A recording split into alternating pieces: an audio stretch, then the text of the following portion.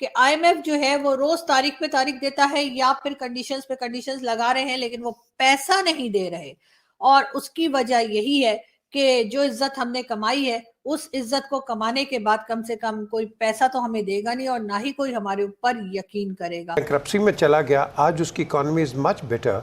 अब वो कहेंगे हाँ जी, उन्होंने खुद खड़े हो गए।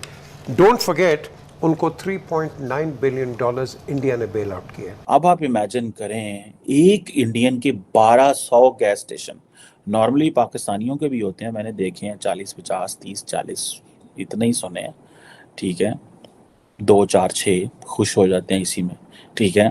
लेकिन आप इमेजिन करें 1200 और फैक्ट्रीज ओपन हो सके, बिजनेस चल सके, ट्रेड खोलिए और भारत की शर्तों पे ट्रेड खोलिए, अपनी शर्तों पे नहीं, इसलिए कि आपकी शर्तें कोई सुनने वाला है नहीं, आपने अपने आप को इस काबिल छोड़ा ही नहीं।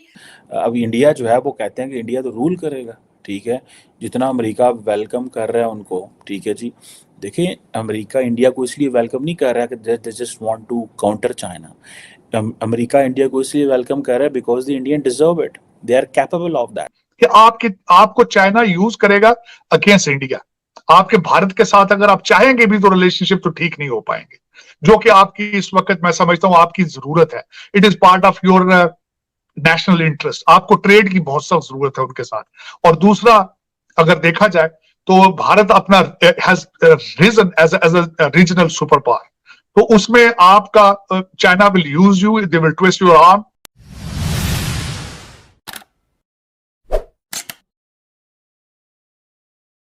जय हिंद दोस्तों, स्वागत है आपका अपने YouTube चैनल डीडी डिबेट पर।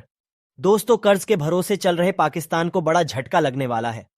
दरअसल ऐसी खबरें मिल रही है कि आईएमएफ भी अब पाकिस्तान को पैसे देने को राजी नहीं हो रहा है। अब आईएमएफ पैसे नहीं देगा तो पाकिस्तान की तो भूखे मरने की नौबत आ जाएगी, क्योंकि हर जगह से तो पाकिस्तान ने पहले ही उधार ले रखा है। ऐसी स्थिति से तो उसे चीन भी नहीं निकाल सकता। अब वहां की मीडिया में बातें हो रही है कि भारत अगर श्रीलंका की मदद कर सकता है, दिवालियापन से निकलने में, तो वो पाकिस्तान की मदद भी कर सकता है। तो दोस्तों, चलते हैं आज की वीडियो की तरफ और देखते हैं आखिर पाक मीडिया में और क्या बातें चल रही है। अगर हमारी ये वीडियो पसंद आए तो लाइक और शेयर करना मत भूलिएगा।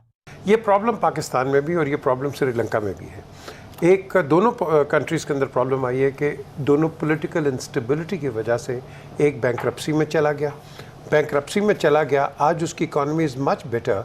अब वो कहेंगे हाँ जी, उन्होंने खुद खड़े हो गए। डोंट फॉरगेट, उनको $3.9 बिलियन इंडिया ने बेल आउट किया, क्रेडिट एंड एक्रेडिशंस पे उसको दिया है, वहाँ से वो खड़े हुए। हालांकि चाइना ने उनको ऑफ़र की, लेकिन आपने देख लिया कि उनके पोर्ट्स पे क्या हुआ। So they didn't want to take that risk with China. India is a much more viable financial आप कह लो इन्वेस्टर फॉर देम देयर। कि आपको चाइना यूज करेगा अगेंस्ट इंडिया। आपके भारत के साथ अगर आप चाहेंगे भी तो रिलेशनशिप तो ठीक नहीं हो पाएंगे, जो कि आपकी इस वक्त मैं समझता हूं आपकी जरूरत है। It is part of your national interest. आपको ट्रेड की बहुत सख्त जरूरत है उनके साथ। और दूसरा, अगर देखा जाए तो भारत अपना has risen as a regional super power, तो उसमें आपका China will use you, they will twist your arm, will come inside, Gwadar वाली साइड पे आएंगे, आपकी सी पैक बढ़ेगी, वो चीजें हो सकता है। आपको फाइनेंशियल उसके असर तो होगा, कुछ असर इसलिए मैं कह रहा हूं क्योंकि ज्यादा पैसा तो करप्शन में लंदन और बाहर चला जाएगा, जिस तरह माजी में होता रहा है, लेकिन कुछ आएगा। आप सर्वाइव करते रहेंगे, आप बैंकरप्ट नहीं होंगे। जिस तरह अगले दिन डार साहब ने एक दफा फिर फरमाया कि आईएमएफ चाहता है कि हम पहले डिफॉल्ट करें श्रीलंका की तरह और फिर हमारी हेल्प की जाए, हम वहां नहीं जाएंगे। तो दर हकीकत you are moving closer to the Chinese camp. और मेरे ख्याल में अगर आप केयरफुली उनके साथ काम करें, पाकिस्तान के नेशनल इंटरेस्ट को सामने रख के काम करें, तो may be can be good for your future.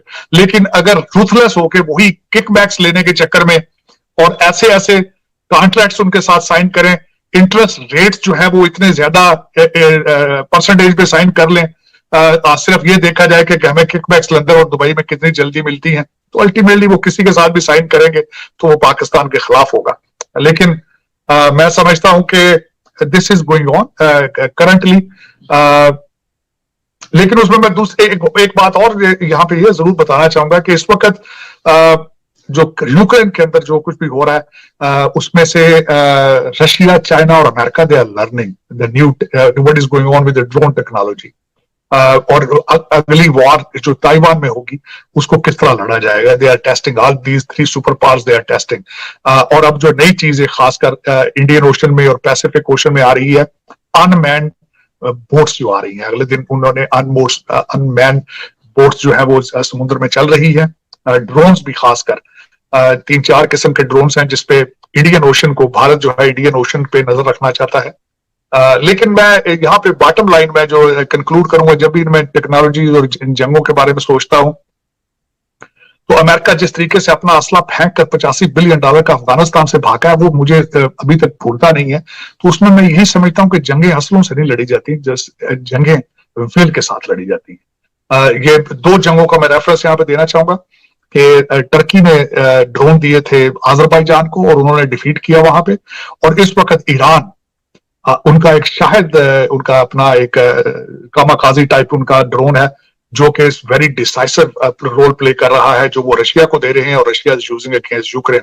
और तो टर्की और ईरान अगर इस तरह की चीजें बना सकते हैं तो चीजें, it's not that easy. American supremacy जो है आपने देख ही ली है कि 3-4 मुल्कों के अंदर अमेरिका गया और किस तरीके से वो वहां से जलील ख्वार होकर निकले हैं, जिसमें इराक की मिसाल है, लिबिया की मिसाल है, सीरिया की मिसाल है, और आखिरी मिसाल है फॉल ऑफ काबुल। मैं समझता हूं कि बच्चा फ्यूचर में जो है, मैं बल्कि अक्सर अपने अमेरिकन दोस्तों से ये पूछता हूं जो अच्छी पोजीशंस में है, तो मैं कहता हूं कि how you will justify to the State Department school and you will be warfare schools, colleges और West Point में किस तरह लोगों को justify अपने आने वाली नस्लों को करोगे कि हम इतनी सुपरसोनिक टेक्नोलॉजी हमारे पास, लिथियन है, इसमें बड़ी बड़ी कंपनियां हैं जो कि बनाती हैं, आपके B-2 बॉम्बर है, एवाक्स बनाती हैं, आप स्पेस में जाते हैं लेकिन आप तालिबान के सामने घुटने अपने नाक रगड़ के आए हो, आप किस तरह, हाउ विल यू जस्टिफाई।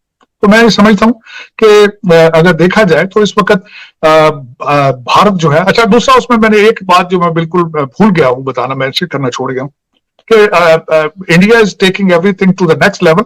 और उसमें एक सबसे बड़ा फायदा जो मेरी नजर में है वो ये होगा कि यहाँ पे इन्फ्लुएंस उनका मजीद बढ़ेगा, और जो अपना ये घेरा अमेरिकन तंग करेंगे चाइना के खिलाफ, तो वो जो चाइना में सारा पहले बिजनेस है सारा वो वहां से निकल के भारत जाएगा और फाइनेंशियली भारत उससे मजीद स्ट्रांग हो जाएगा। जिस तरह हम मैक्रोन की बात कर रहे थे, वो एक मिसाल है।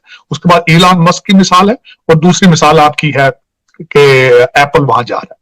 अब मैं तीसरी बात चाइना की बताना चाहूंगा। पिछले हफ्ते एक बड़ी एक और बात भी हुई है। सबसे पहले इलॉन मस्क गए हैं वहां पे चाइना के दौरे पे, उसके बाद टिम कुक के हैं, उसके बाद एप्पल वाले, और तीसरा जो दौरा है अभी बिल गेट्स का, he met the Chinese premier yesterday. उसकी वजह यह है कि इस वक्त चाइनाज इकोनॉमी इज डाउन।